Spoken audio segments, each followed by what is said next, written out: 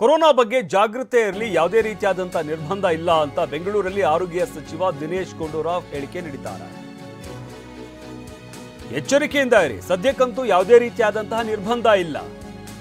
ನಾಳೆ ಸಂಪುಟ ಉಪಸಮಿತಿ ಸಭೆ ಇದೆ, ಅಲ್ಲಿ ಚರ್ಚೆ ಮಾಡ್ತೇವೆ. ಮುಂದೆ ಏನೆಲ್ಲ ಕ್ರಮ ತೆಗೆದುಕೊಳ್ಬೇಕು ಅನ್ನೋ ಬಗ್ಗೆ ಚರ್ಚೆಯನ್ನ ಮಾಡಲಾಗುತ್ತೆ ಅಂತ ಬೆಂಗಳೂರಿನಲ್ಲಿ ಆರೋಗ್ಯ ಸಚಿವ ದಿನೇಶ್ ಗುಂಡೂರಾವ್ ಹೇಳಿಕೆಯನ್ನು ನೀಡಿದ್ದಾರೆ.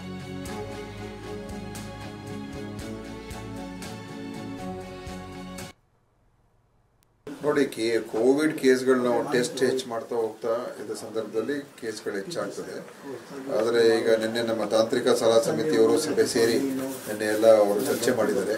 ಸೊ ಅವರು ಶಿಫಾರಸುಗಳನ್ನು ಕೂಡ ಈಗ ನಾಳೆ ನಮ್ಮ ಕ್ಯಾಬಿನೆಟ್ ಉಪಸಮಿತಿ ಸಭೆ ಸೇರ್ತಾ ಇದೆ. ಆ ಸಮಿತಿಯಲ್ಲಿ ಏನೇನು ಸಲಹೆಗಳು ನಿನ್ನೆ ಏನು ನಮ್ಮ ತಾಂತ್ರಿಕ ಸಲಹಾ ಸಮಿತಿ ಸೇರಿ ಚರ್ಚೆ ಮಾಡಿ ನಮಗೆ ಕೊಟ್ಟಿದ್ದಾರೆ, ಅದ್ರ ಬಗ್ಗೆ ಎಲ್ಲ ನಾವು ಸಮಾಲೋಚನೆ ಮಾಡಿ ಮುಂದೆ ಏನು ಕ್ರಮ ತಗೊಳ್ಬೇಕು ಅಂತ ಅದ್ರ ಬಗ್ಗೆ ನಾವು ಹೇಳ್ತೀವಿ.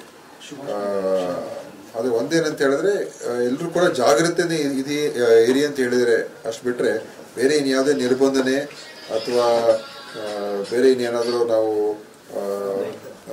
ನಿಲ್ಲಿಸುವಂಥದ್ದೇನೂ ಇಲ್ಲ. ನಾವು ನಿಗ್ರಹವನ್ನು ವಹಿಸಬೇಕಾಗ್ತದೆ, ಅದು ಮುಖ್ಯ.